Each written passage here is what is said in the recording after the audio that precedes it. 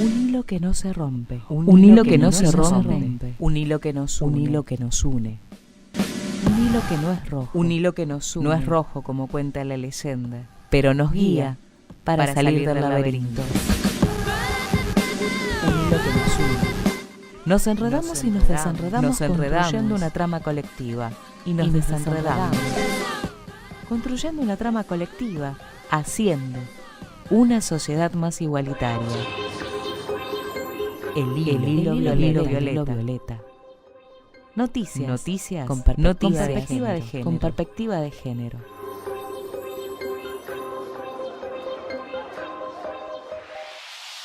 En el hilo violeta colaboran periodistas, locutoras, productoras y comunicadoras sociales de emisoras universitarias con visión de género de todo el país. Noticias destacadas de la semana. Lanzan la primera diplomatura en Educación Sexual Integral en la UBA.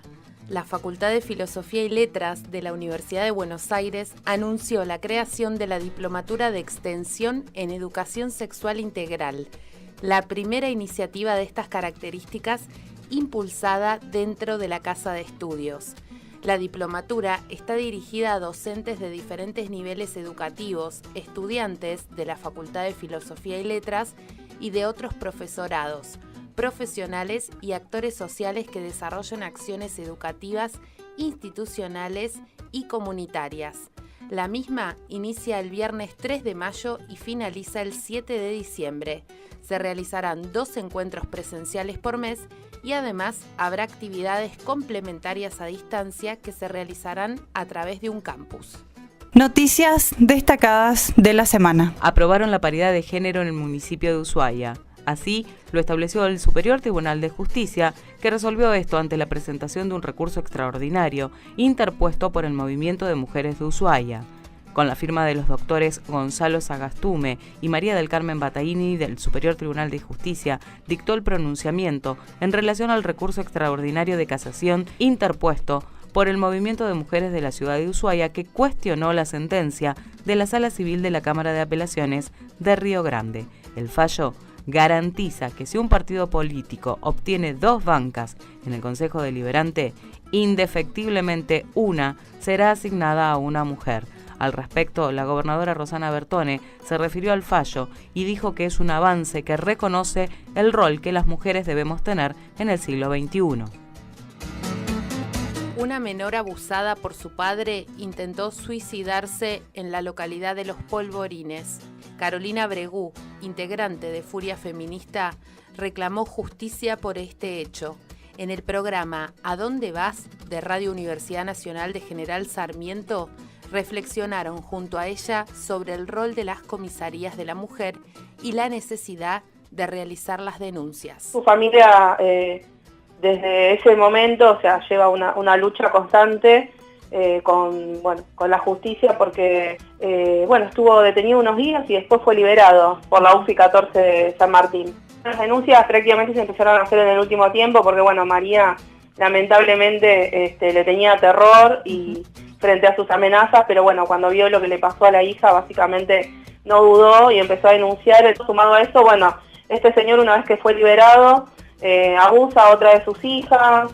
La verdad que una situación compleja y hoy hablaba con una representante de una de las instituciones acá de Malvinas y me decía, la verdad que nosotros no sabíamos que este señor había vuelto al hogar, y ahí podemos ver todas las grietas que tenemos, ¿no?, de las instituciones, porque si no hay una medida que diga que él no podía volver al hogar, era más que obvio que iba a volver al hogar, ¿no? Y muestra estas grietas, estos silencios, estos blancos que todavía tenemos institucionales, donde un montón de hechos que han sucedido después del intento de suicidio de esta chica no se evitaron, ¿no? Lo primero que nosotras detectamos como organización es la falta de capacitación. Eso es así, o sea, si bien dicen que se capacitan y demás, y a veces suben fotos de distintos policías de las instituciones, inclusive de la Comisaría de la Mujer, junto a funcionarios públicos, donde supuestamente esas reuniones son para capacitaciones, la realidad es que después en la praxis eso no lo vemos y seguimos teniendo casos como este, ¿no?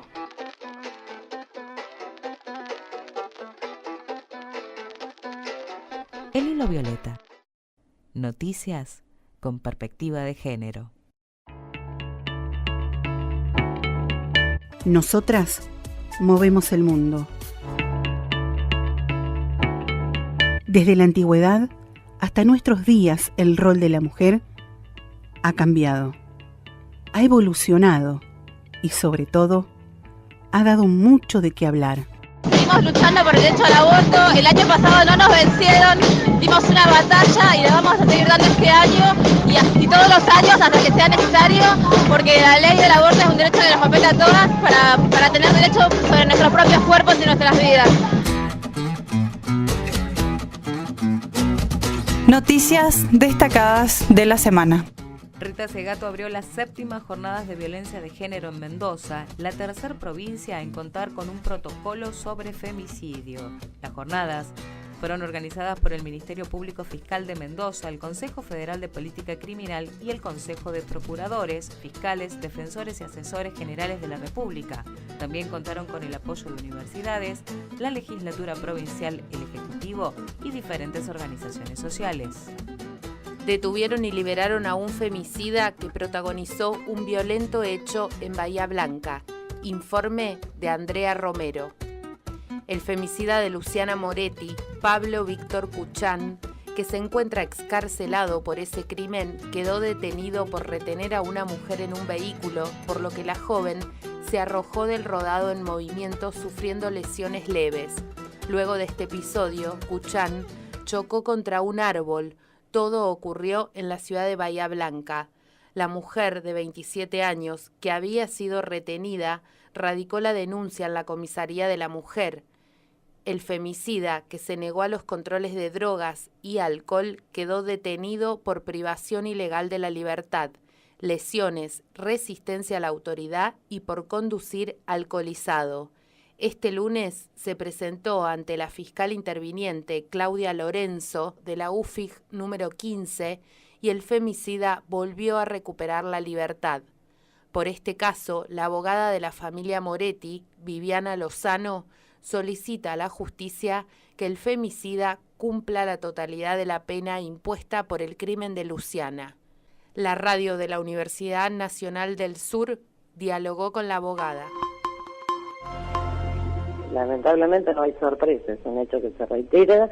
Desde que obtuvo la libertad de estos hechos nos hemos enterado más de una vez, lo que no habían quedado plasmados en denuncias o no habían avanzado, pero no hay sorpresas, ni menos en el comportamiento hacia otro ser humano, en este caso una mujer. Él ya atentó contra la vida de un ser humano antes de asesinar a Luciana, con lo cual no hay sorpresa, sinceramente. Lamentablemente, uno pierde la capacidad de asombro. No sé concretamente cuál es la carátula que habrían de imputarle, si es privación ilegal de la libertad, si hay concurso real de delitos o concurso ideal de delitos con otros delitos, sea atentado de resistencia a la autoridad, sea lesiones y demás. Eso hasta que Fiscalía no se expida lo desconocemos nosotros. Pero bueno, hay que esperar eso y ver qué resuelve la Fiscalía actuante. Por otro lado, nosotros obviamente, como siempre, intentaremos que el tribunal le revoque la libertad condicional.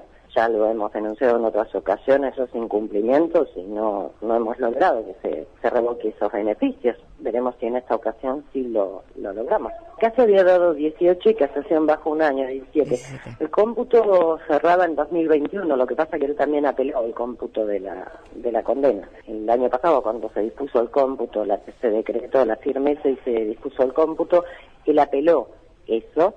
Y bueno, estamos a esperas de lo que resuelva la Cámara de Apelación. No creo que tenga que ver con justicia machista, porque pensemos que legisladores hay hombres y legisladores hay mujeres, pero lo que tiene que ver con una legislación que no va acorde con la realidad social que estamos viviendo. Una legislación que ha quedado muy atrás, sin perjuicio de que este hecho se remonta a casi 15 años atrás. Y no era la misma la legislación de entonces que la de ahora en cuanto al código de fondo. Entonces, ¿qué es lo que se aplica a nivel condena? Y en cuanto al código de forma, ¿qué es lo que se aplica en relación a las formas del proceso? Si bien se recibieron algunas modificaciones, lo cierto es que lo esencial se mantiene intacto desde hace 21 años que tiene el código, 21 va a cumplir. Por este mismo hecho, la agrupación Acciones Feministas convocó a una movilización en la puerta de la comisaría, donde estuvo alojado el femicida Pablo Kuchan. Verónica Bajo, integrante de la agrupación, sostuvo que si ya mató una vez, puede volver a hacerlo. No nos sorprende, ya Kuchan ha dado indicios, una vez que quedó en libertad, de seguir con este patrón misógino, con este patrón de odio hacia las mujeres, porque ya ha protagonizado otros eventos de la misma naturaleza, en Montehermoso, creo que acá mismo en Bahía Blanca también, y bueno, esto que sucedió el último día, el último fin de semana, que la verdad que una mujer tenga que huir despavorida porque este femicida, según trascendió, la agarró del cuello, y sí, no nos sorprende, pero esto es responsabilidad absoluta del Estado, justamente de la justicia en este caso, de permitir que un femicida con las características de Kuchan hoy esté caminando entre nosotras. Podemos decir es que con las características del femicidio de Luciana Moretti, con las características que ha demostrado en los test que se le han hecho, en la mayoría de los test, más allá de su buen comportamiento, y es muy difícil pensar que una persona va a cambiar rotundamente y que no siga violentando, en este caso, a las mujeres, porque siempre decimos, este tipo de personajes para nosotras no son enfermos, más allá que pueda, claro, además tener cierta patología psicológica, sino que son odiadores de mujeres, digamos, ese patrón y ya cuando ya se ha pasado ese umbral, ¿no?, de aniquilar un cuerpo de una mujer, digamos, de quitarle la voz, de masacrarlo, de descuartizarlo, no, es muy difícil pensar que va a tener otra visión de las mujeres que no sea una cosa. Entonces, ya mató una vez, tranquilamente, en mi opinión, puede volver a matar, y digamos, los hechos se van acercando, digamos, estas conductas de Kuchan hacen pensar justamente eso. Nosotras, en mi caso y en el de muchas feministas, no queremos castigar al femicida, también queremos prevenir. Más allá de castigar, no es un castigo, sí que tiene que haber una justicia ejemplar porque es una reparación para las familias y todos esos afectos, pero queremos prevenir otro femicidio, queremos prevenir otra mujer violada, otra mujer golpeada o violentada. Entonces, Kuchan no puede estar circulando como una persona más de esta sociedad. En el Hilo Violeta colaboran periodistas, locutoras, productoras y comunicadoras sociales de emisoras universitarias con visión de género de todo el país. Debates por el lenguaje inclusivo. Se realizó en la Universidad Nacional de La Plata el primer congreso sobre el lenguaje inclusivo bajo el lema Desde la arroba, interviniendo la escritura al todes como forma de organizarnos. Sobre los debates que se generaron y generan en torno al lenguaje inclusivo, Boca Sucia, el programa de géneros de Radio UNTDF, dialogó con Gabriela Barcaglioni de Red Par y periodista de Radio Provincia sobre el tema. Entrevistan Nadia Pesina y Alfredo Isasmendis. Bueno, en principio fue una buena propuesta para pensar en términos más que nada políticos la cuestión del lenguaje. Hubo diversidad de propuestas o de enfoques para tomar este tema. En el espacio que compartí con otras colegas, fue pensar el lenguaje inclusivo desde los medios de comunicación. Y eso es, digamos, mi mirada, te diría la foto, lo chiquitito de ese encuentro, pero si tomás el programa y la gente, las personas que circularon durante esos 2 días, la verdad que fue una oportunidad para pensar el lenguaje inclusivo en términos políticos, insisto con esto. No es solo cambiar una letra, claro, sino que es más profundo el cambio. Por eso, para mí, lo que resume, digamos, este interés, esta necesidad, este momento es el lenguaje inclusivo como una discusión política. Me parece sumamente relevante lo que estás diciendo y concuerdo en esto de que las universidades y los medios de comunicación tienen este desafío por delante de trabajar en términos de lenguaje inclusivo por una cuestión política. No es simplemente esto que decís de cambiar la letra. Y pensando en esta mesa de la que participaste, ¿qué reflexiones se llevan respecto al trabajo con el lenguaje inclusivo en los medios de comunicación? Mira, creo que lo más importante es pensar que estamos comunicándonos, estamos intentando comunicar, estamos poniendo en común. Por lo tanto, hay algunos acuerdos que debemos establecer para poder comunicarnos. Y a través del lenguaje, escrito, oral, es una de esas posibilidades. Entonces me parece que estamos en ese proceso de tener algunos acuerdos. Y no hablo de la Real Academia Española, claro, ¿no? Sino acuerdos entre quienes usamos el lenguaje para comunicarnos. Porque lo otro sería establecer normas, que me parece que eso es lo que estamos poniendo en discusión, ¿no? Que no nos digan cómo debe ser o cómo debería ser, sino que nosotras, nosotros mismos, nosotres, podamos establecer esas pautas, esas normas, no como algo, digamos, casi desde el iluminismo, ¿no? Desde aquellos, claro, que como que están en un nivel superior, no sabemos en cuál. Yo creo que en el nivel superior del patriarcado y del colonialismo imponen un lenguaje.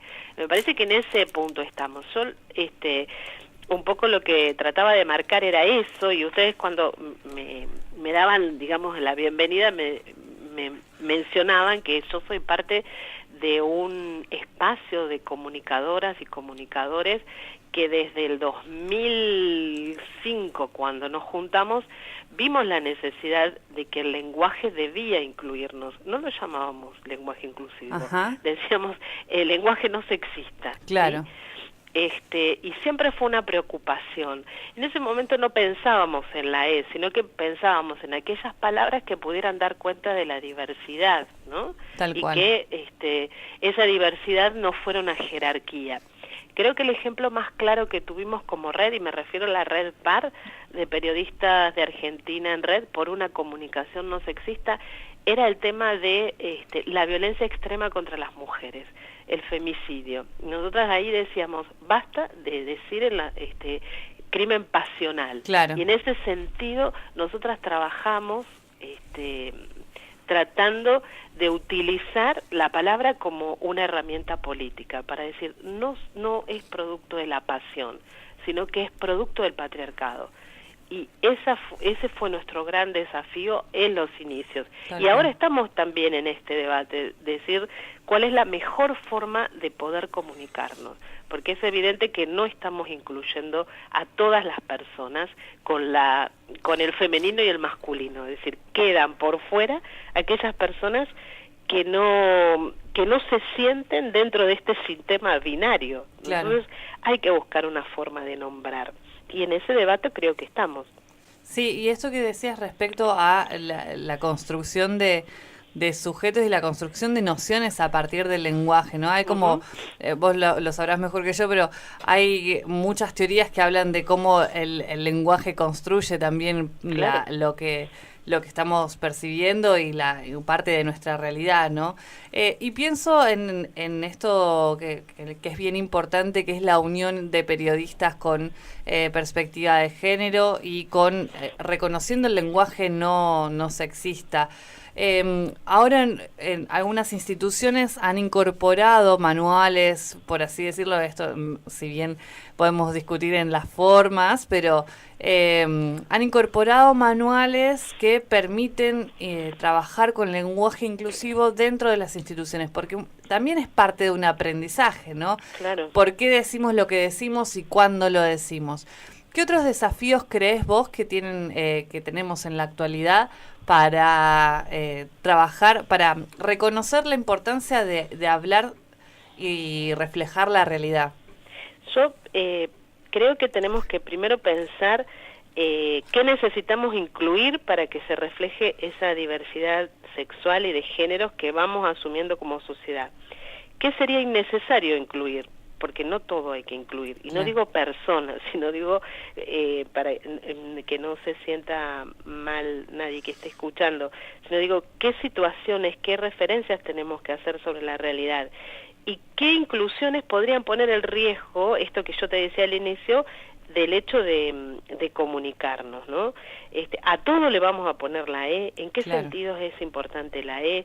Si la E la utilizamos cuando iniciamos, digamos, una locución, y entonces eso es interpelar a quienes nos está escuchando. Yo, por una cuestión generacional, me cuesta mucho la E. Claro. Y no es yo siempre lo aclaro, no es que no tenga en cuenta la diversidad, pero también debemos pensar que el lenguaje es una... digamos, estamos realizando una operación mental, te diría. Entonces, si yo estoy pensando dónde poner la E mientras hablo, pierdo el hilo de lo que quiero decir. Yo hago radio, entonces en general no la uso, pero trato de que en todas mis intervenciones en la radio, en mis columnas, cuando dialogo con los compañeros, las compañeras en una mesa, quede claro de que no estoy reflejando una realidad que es homogénea ni es estática. Claro. Ese es el gran desafío, pensar esas diversidades, ¿no? Y sobre todo no discriminar. Eso me parece que es, pero como dentro de los medios me parece que lo que tenemos que hacer es no poner en riesgo el hecho de comunicarnos, porque si no nos vamos convirtiendo como en un gueto, si empezamos a hablar como solo algunas pocas personas nos entendemos. Hola, ¿qué tal? Soy Karina Vanessa Ojeda y desde FM UMPA hoy hablaremos del lenguaje inclusivo. Si bien hace más de 20 años la UNESCO sugirió que se hable de niñas y niños, en lugar de apelar al masculino genérico, este no es el único problema al plantear términos femeninos o masculinos.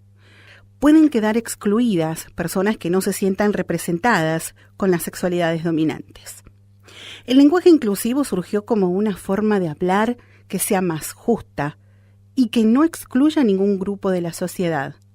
Primero, apareció el arroba. Luego surgió la X. ¿Solucionado? No. El problema está en que este lenguaje inclusivo sirve para ser escrito, ya que ni la X ni el arroba se pueden pronunciar. Por ejemplo, todox, niñex, ahí es que apareció la E. Todes, chiques, niñes. Pero, ¿cómo funciona? Para saber más sobre el lenguaje inclusivo, compartiremos una entrevista realizada en la mañana de la UMPA a Mónica Muzzi, docente de la carrera de Letras de nuestra universidad. Hay un sistema normativo que establece que cuando se quiere cuando un hablante quiere referirse a un colectivo, a un grupo, usa el término masculino, que es el término, dice la academia, no marcado. ¿Qué quiere decir eso? Que es el término neutral o natural. Y ahí estamos en el primer problema, porque el sistema gramatical es un producto histórico, no es un sistema natural. Es un producto que está asociado a un cierto orden social. Es decir, que en contextos públicos, en que la mayoría de los colectivos que tomaban la palabra en público, que realizaban acciones públicas, eran solo hombres, naturalmente decantó que la forma masculina es la que refiere a todos los presentes.